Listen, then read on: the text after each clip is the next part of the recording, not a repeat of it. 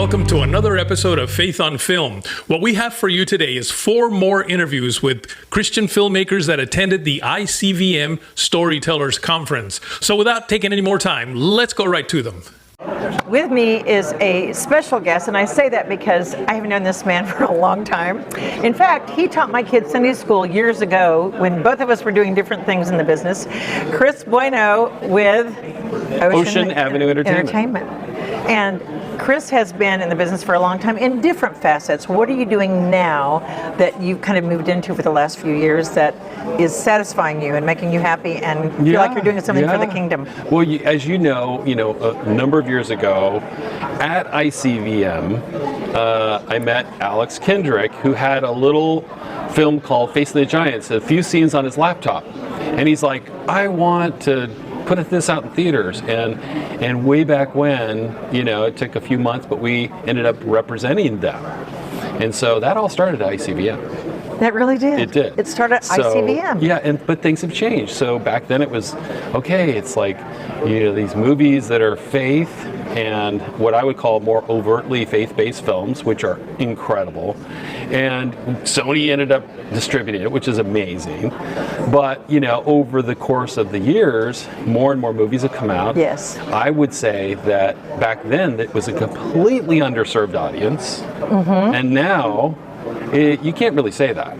Now, you could say that it's underserved by the bigger budget types of movies, but there are a lot of movies, and when you come here, you see how many there are, right? That's so true. So, so for me, it transitioned, and then, 10 years ago, I could see Netflix was becoming kind of the thing, and so thankfully was able to establish a relationship with them, which has continued, and yet Netflix has become huge, so it's more and more difficult to find something that they want because they feel like they have everything, but they're still acquiring movies that can have a real faith message too.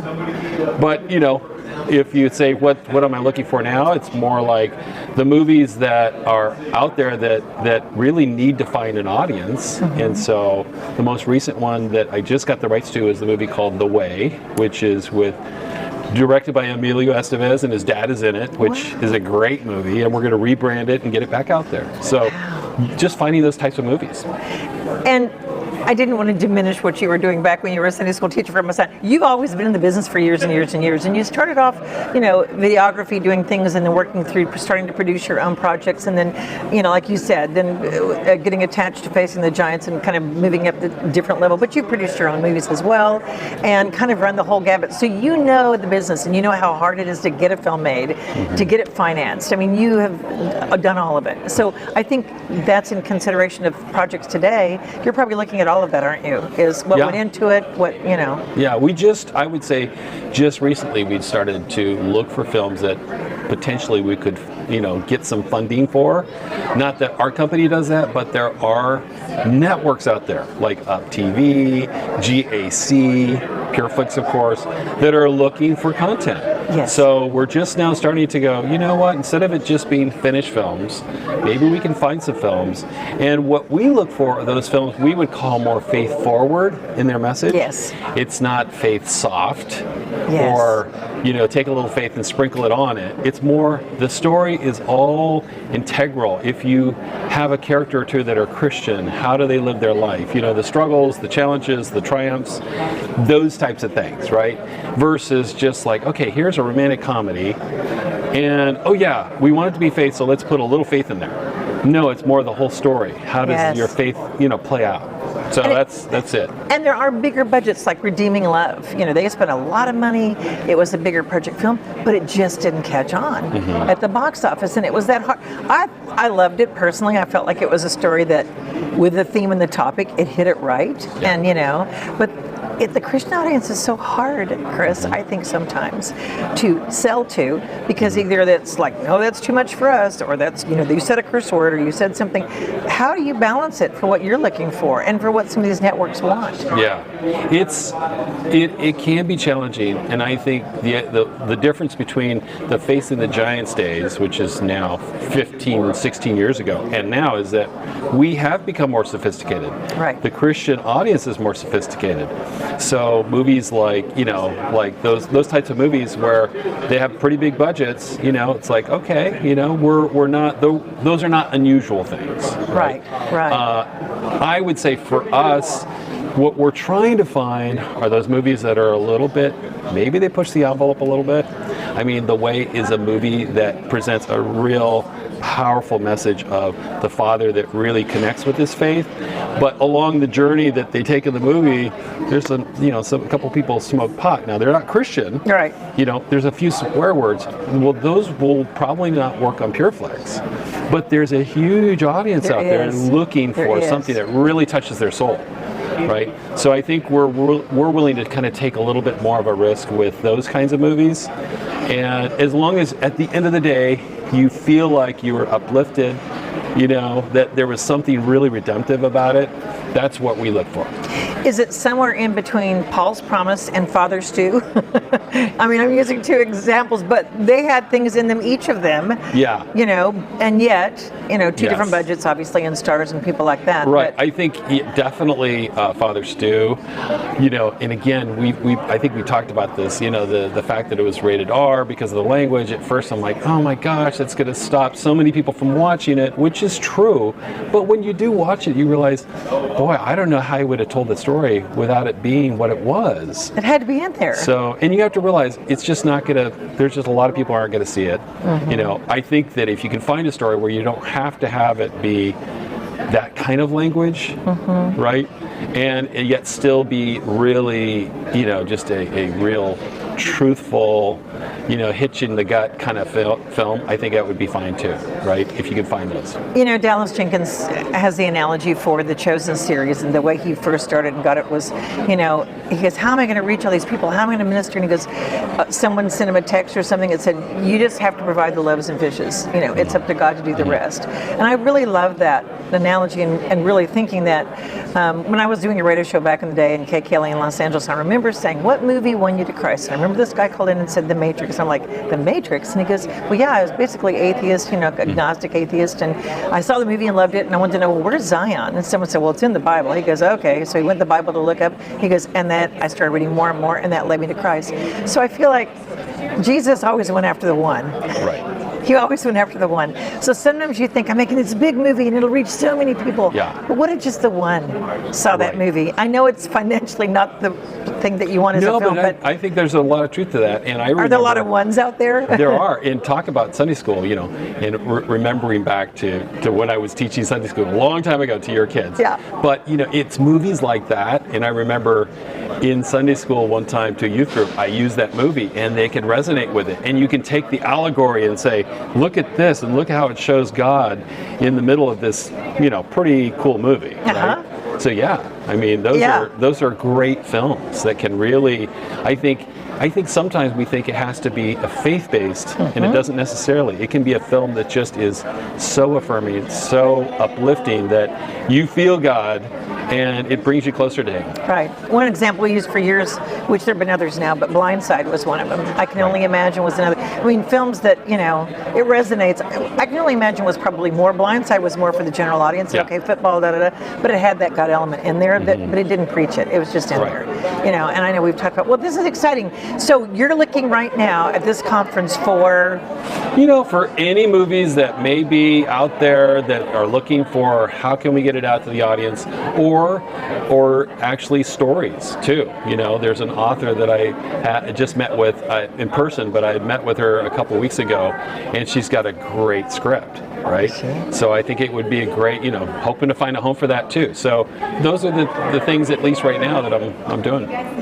Well, thank you. It's always so good to see you. All right. I'm giving him a big hug. Always good to have him on the show here, and always glad good to I could see be with you, Holly. And keep praying for him. He's in California, so keep praying for him because he's out there in the land fighting in the fight. Good to see you. All right. Hey, I'm Jared Gessey with Angel Studios, and you're watching Faith on Film. One of the things that really excites me is when I get to meet young people who are not only attending the ICVM Storytellers Conference, but who are actually creating films that are going to impact our culture in a positive way. And I'm sitting here right now with John Graham. John Graham, I got that right? Yes. John Graham, and you have produced a film that I just saw the trailer a little while ago. This is the first time we've met, and to me, it looks amazing. You're a very talented young man. What did you do in that film? Well, I wrote it my junior year of high school, and then I directed it. I acted in it because I couldn't find anybody else. I have an actor friend who was the side character that I gave the more emotional scenes, and then I gave myself the more introverted character. Since I'm not as good of an actor, I thought maybe, if I'm just reserved, that works. I saw the trailer, and you are a very good actor. Thank you. So I directed, wrote it, produced it, edited it, did the sound design for it, and scored it. And just did all that. That's a lot of talent in one young man. Thank you. So, okay, can you tell me what the movie is about? So, the movie's called Backslide, and it's about a high schooler, and he's a very intelligent young man. But his parents, he was raised in a faith-based home, but his parents kind of go a little bit overboard, and that rebellious teenage spirit is just kind of left to soak in there, in his heart, and it kind of turns him off to religion. And the movie opens with him trying so hard to practice for the ACT because he's trying to make his parents proud, and he's just working his tail off. And he finally, his friend, who's a little bit of a bad influence, comes into his life and offers him something that is a complete 180 from the direction he wants his life to go, or his parents want his life to go.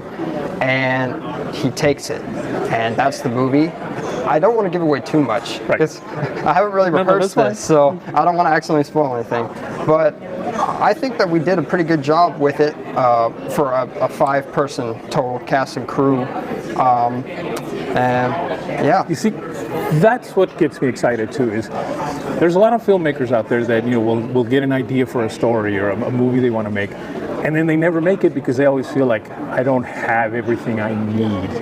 You didn't let that stop you. You said, "Man, I only have 5 people, but we're going to make this movie," and you have it made. I mean, it's a completed project. It's not out yet. It can't be technically seen yet, but it will be soon, right? How do you have a website or somewhere where people could just kind of follow you and know when the movie's coming out or keep up with it? Yeah. So we have a Film Freeway page for the movie Backslide. You can go there. That's released to the public. It has the specs on the movie, like the runtime and the genre and all that, and also has some stills from the movie, which are just pictures. And it has my picture, which is my high school senior photo, because it's the most sophisticated picture I've taken so far. And my director's statement, and the log line or slug line, I forget what they call, for the plot in the movie, and the posters up there as well. Now the full movie is, the link to the full movie is technically on that page, but it's only visible to festivals now. Right. But yeah, that's just a website where everybody can find more information on it. And then that's pretty much it. There's also the link to the original motion picture soundtrack that my friend and I, Will Maynard, wrote and produced and made. That's on the Film Freeway page as well. So that Film Freeway page is pretty much the Backslide website. Right. I usually just call it the Backslide website. Okay. Now, is this a story that was inspired by anything personal? I mean, are you that young man that just was like, I got to rebel from this, or or maybe a friend? It was. We had experienced things in our teenage life that we felt like were kind of universal frustrations, because we went to a private Christian high school in Knoxville, Tennessee. And we kind of felt like a lot of people kind of had the same struggles, but it's nowhere near the level in the movie. Right. We But kind it of inspired took, yeah, like there might have been one night that I wanted to go out and hang out with friends, and then my parents said no. But this movie, we kind of took that and we amplified it to 1,000, where the parents are just, you know, we tried to make the parents as uncaring as possible, you know, to really drive the motivation and get the point across. But then when I talk to people about the movie, some people are like, this hits home, this is just like my parents. I'm like, oh gosh. And that's why I think God put that in your heart to make this movie, because there are a lot of young people that are facing that type of situation, and I think seeing your movie is going to really inspire them to go, you know what, I'm seeing how I'm being driven in the wrong direction, and because of this movie, I'm just going to go ahead and turn myself around. So thank you for listening to the calling of God and doing this thing. Yeah. And it's not a movie like your Hallmarky type of movie, right? This is an edgy. No, it's Absolutely. Well, hey, thank you so much for for being with me today on the show, and we look forward to seeing where this thing continues. And me too. Definitely, I want to keep up with it. Holly? Hi, I'm Nick Kutsia from South Africa, and I'm a film composer, and I'm here at this incredible film festival, and you're watching Faith on Film. With me is Tatum Matthews. She is the new Erin. And I'd say the new because there is an old, on the Waltons special, which is premiering November 20th, that's right, on November the 20th. Mm-hmm. Oh my gosh, it's the weekend of The Chosen, isn't it? It's this Yes. weekend, it's coming out. Oh my It gosh. is. It's so soon. This is exciting. Okay, now where is it going to come out? Where is it going to come on? On the CW. On the CW? Yes. And are they going to rerun it or keep airing it several times? Or Yes, I believe so. And we'll update y'all. So how many times have you played Erin? Is this your first or have you done it before? I have done it before. They've done 2 movies so far, so this was the second. This is the second? Yes. All right, so you're in middle school, correct? Yes. Are you the most popular person in your class? I wouldn't say the most popular, no, but But how many kids, let's face it, of your friends and peers are in acting? I mean, I'm probably the only actress, but yeah. So it's fun. What did your friends think when you got the role? They are really supportive of me and think it's really cool. So Think it's cool? Yeah. Okay, you said I heard you say you had the acting bug when you were like 7, right? Yes. Kind of younger. Yes. And is it because you watch TV or you watch movies, or did some particular thing inspire you? So I actually started in dance and took a musical theater class, and I don't know, I think my parents could just instantly tell that I loved it. Did your parents just think, oh, she's like every kid, she wants to be in acting? Or had you always been the one that was doing the plays and doing the scenes in front of the mirror? Was it kind of something you'd always done? I think they could just tell instantly from when I started, but it's actually funny because both my parents are engineers, so I'm like kind of just out of the blue, and none of my family does acting, so it's just really odd, but it's something that I've loved since I was really little. Okay, so for parents that have children, 7, 8, 9, 10, 11, 12, 13, that age group, and their kids saying, I want to get into acting, do you have a word for those parents, and do you have a word for kids? Is it hard? Is it easy? Harder than you think? Be real about what it is to be a child actor. I just will tell you that it is difficult. I mean, it's hard. You have to put a lot of hard work into it, but it's really fun and rewarding. So if you want to do it, I definitely say go for it. And parents, if your kids are going to work hard, just be super supportive, because if that's what you want to do, that's what you want to do. And I think it's really awesome. Now, rejection is something a lot of kids have not felt, because I think they've grown up in an era where everyone gets a trophy and it's fair to everyone. But in the acting world, it's not fair to everyone. No, it is not. And not everybody gets the prize. That is very true. So how did you deal with rejection, or have you always gotten the roles you went out for? No, I've definitely not. Rejection is a very real and hard thing. I've handled it since I was 7, and I guess I've just kind of gotten used to it by this point, but I just always trust that it's in God's timing and it's in His plan, and I just know that, and I think I just keep that in the back of my mind anytime I get upset over rejection, but it's definitely really hard to deal with. So. And disappointment. I heard you talk about how you were up for The Sound of Music, and who wouldn't be excited about being in that and touring with that and doing that, and all of a sudden then COVID hits, and all of a sudden that thrill, that joy, that excitement of something you got is taken from you.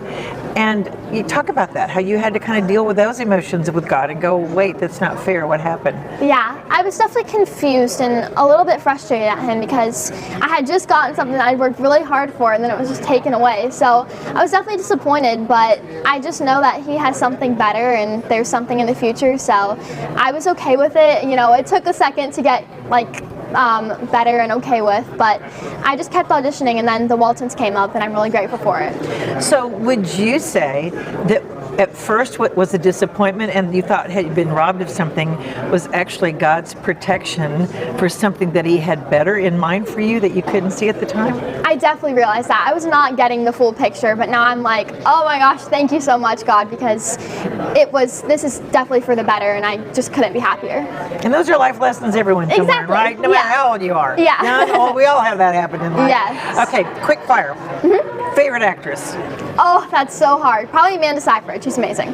Who? Amanda Seyfried. Oh, yes. Okay. Kid actor?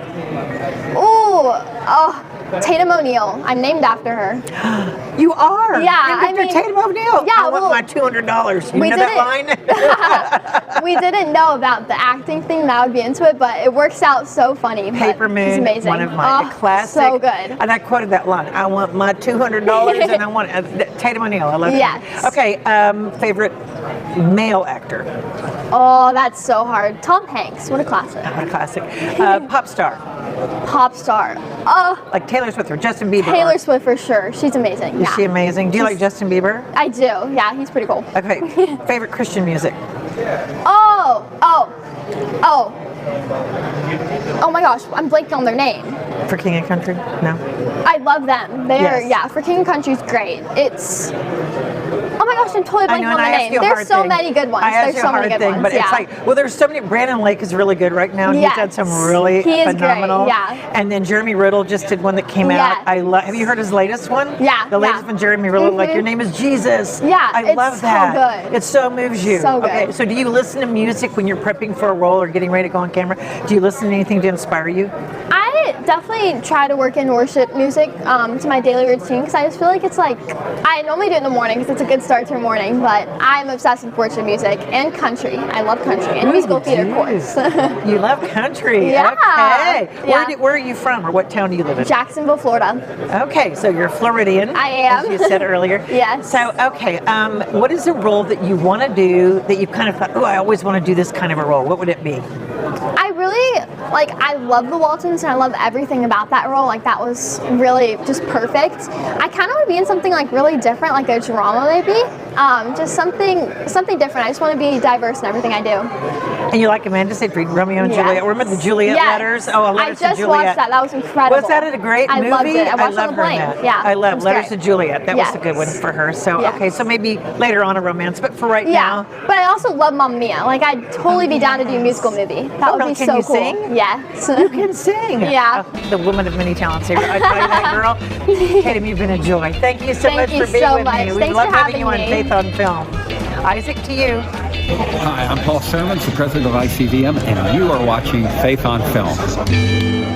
You know, one of the fun things about being here at ICVM is getting to run into people that you see every once in a while, and I'm especially excited right now because who I have with me right now is actually the past president of ICVM in a long time. I mean, he's been at ICVM for many, many years, but even more than that, you're working with The Chosen now, aren't you? This is Jared Gessey. Yes. Jared, tell us about that. Yes. So I lead distribution for Angel Studios, and so Angel Studios is the studio behind The Chosen. Right. The Chosen is its own production company. We love Dallas and everything that he's doing there, and The Chosen is kind of like the way House of Cards was to Netflix. Right. The Chosen is for Angel Studios, and so it's our flagship streaming show, and we're just so thrilled. I think we had a media analyst look at all of our data, and The Chosen has reached just over 100 million people worldwide now. So we're about 10% of the way towards the goal of reaching 1 billion people with the authentic Jesus. And so we're so thrilled just with the audience's responses. We're in theaters. I think this is our second day, so we'll see how this goes for the opening of season 3. And it's just this amazing show. So hopefully, if you haven't seen it, download the Angel Studios app. Yes. So, I think you've had some of the Chosen crew on your past episodes. So. Yeah, we just did a couple episodes. Thanks for spreading the word. We were invited exclusively to the new studios there in Midlothian. Midlothian, yeah. The set is amazing. Oh, it looked amazing, and so we did all these interviews. Well, Holly did all these interviews with some of the stars of the movie, and it was fantastic. Now, before doing the shows, I wanted to make sure that I knew what we were talking about there. So I binged watched on season 2. I had already seen season 1, I don't know, last year or something. And I'm like, well, let me watch season 2. And I couldn't just watch one. It was like 2 in the morning, and I'm okay, just one more, just one more. It's amazing. I love what they've done with the characters to actually give them personalities. Because most Christian movies, you know, it's the various people, but they don't really have a personality. And one of my favorite characters, of course, is Matthew. Oh yeah, I love Matthew. It's like it's just fantastic. He's really featured, especially in the first two episodes of season 3. So you're gonna love. I can't wait to see that. So obviously they're doing several more seasons. I mean, it's not going to end at season 3, is it? No, there are 7 seasons planned. 7 seasons. And with the new set now in place, there shouldn't be the delays that we had with season 3. Right. So I think the plan is to have 1 season per year. Right. Now we miss you as, you know, the president here, or seeing you. You're not here Paul as Sermon's much. doing an amazing He's doing job. So. an incredible job. This has been the best. Well, I shouldn't say that because now I'm saying that, but we're growing. We're all on the board. We're glad to support this amazing organization. This has just been the most attended one that we've had. Yeah. I think it was 235 or so. Yeah. But nonetheless, I know that you can't be here as much as because you're very busy. So we miss you. It's been a roller coaster, and it's to hang on for the ride. But you know, I'm just so grateful to be able to be a part of an amazing show like that. And really, Angel Studios' mission is to tell stories that amplify light. And so The Chosen is just one of many other shows. We've got a new show called The Wingfeather Saga that's created by Andrew Peterson, based off the best-selling book that's coming out in December in the Angel Studios app. We got movies like The Shift that's coming, that's just about to go into production. We have The Tuttle Twins. We've got Jungle Beat. We have a new movie called David that is in production. It's going to be a massive animated film. It's a couple years out, but everything Angel does is crowd-funded. And so we really believe in the wisdom of the crowd, and we're making the shows that people want to see, and that's how The Chosen started. Dallas started with just The Shepherd, and we took it to the crowd, and 19,000 people invested $10 million in season 1 to create that. And so all of our shows are going through that. So we're just starting to tell the world about the rest of the shows that are at Angel, and we hope to create a whole model that creates many more Chosen-like shows. It's a great model. Well, thanks for taking a little time to come with us. I know that everybody here wants to talk to you because you're with Angel Studios. So I'll let you go ahead and go on out and continue. Yeah, I'll just give a plug. If you're a creator and you're interested in getting your content on Angel Studios, you can submit it to the Angel Guild to review your show, to put your torch. Go to angel.com/create. There you have it. Thanks a lot. Thanks, Isaac. Well, I pray you enjoyed these interviews with those 4 Christian filmmakers. There were so many of them that attended the ICVM Storytellers Conference, and we will bring more of those to you in some future shows. Also, I'd like to thank the students from Bob Jones University that helped us run camera for these interviews. They are Roy Rogers, no, not the original cowboy Roy Rogers. This is actually a student from Bob Jones University, Roy Rogers, Mary McKinley, and Mateo Garcia. We want to thank them for their time helping us run camera for these interviews. Also, if you'd like to see more of these Faith on Film TV shows, just go to our YouTube channel. You can just go to youtube.com/@FaithOnFilmTV. That's youtube.com/@FaithOnFilmTV. And of course, we'd like to hear from you. So if you would write us at faithonfilmtv@gmail.com. That's faithonfilmtv@gmail.com. And you can always follow us on Facebook, Instagram, and Twitter at Faith on Film TV. Well, until next week, take care.